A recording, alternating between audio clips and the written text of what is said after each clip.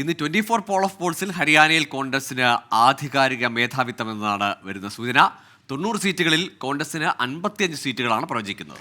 ജമ്മു കാശ്മീരിൽ കോൺഗ്രസ് NC സഖ്യം 44 സീറ്റുകളും BJP 28 സീറ്റുകളും നേടുമെന്നാണ് പ്രവചനം. ജമ്മുവിൽ BJPക്കും കശ്മീർ താഴ്വരയിൽ കോൺഗ്രസ് നാഷണൽ കോൺഫറൻസ് സഖ്യത്തിനുമാണ് മേൽക്കൈ. 24 പോൾ ഓഫ് പോൾസിൽ ഹരിയാനയിൽ കോൺഗ്രസിന് 55 സീറ്റും BJPക്ക് 26 സീറ്റും ഇന്ത്യൻ നാഷണൽ ലോക്ദളിന് 2ഉം ജനനായക് ജനതാ പാർട്ടി 2ഉം മറ്റുള്ളവർക്ക് 5 സീറ്റുകളുമാണ് പ്രവചനം. ജമ്മു കശ്മീരിൽ കോൺഗ്രസ് നാഷണൽ കോൺഫറൻസിന് 44ഉം BJPക്ക് 28ഉം PDPക്ക് 7ഉം മറ്റുള്ളവർക്ക് 11 സീറ്റുകളുമാണ് പ്രവചനം. ദേശീയ തലത്തിൽ നടന്ന വിവിധ എക്സിറ്റ് പോളുകൾ ക്രോഡീകരിച്ചാണ് 24ന്റെ പോൾ ഓഫ് പോൾസ് ഫലപ്രവചനം.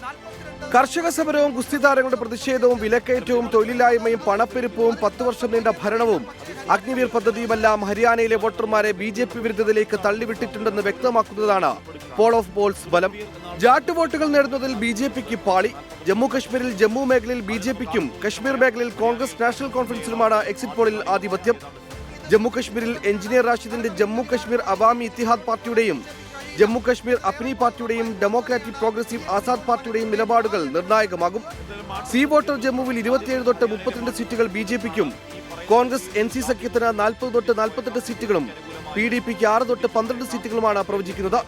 മറ്റുള്ളവർക്ക് ഒട്ടുമിക്ക ദേശീയ എക്സിറ്റ് പോൾ സർവേകളും 4 മുതൽ 16 വരെ സീറ്റുകളാണ് ജമ്മു കശ്മീരിൽ പ്രവചിക്കുന്നത്. ഹരിയാനയിൽ എല്ലാ എക്സിറ്റ് പോളുകളും കോൺഗ്രസിന് അനുകൂലമായാണ് പ്രവചനം. ഇരു സംസ്ഥാനങ്ങളിലും 90 സീറ്റുകളിലേക്കാണ് വോട്ടെടുപ്പ് നടന്നത്. Political desk 24.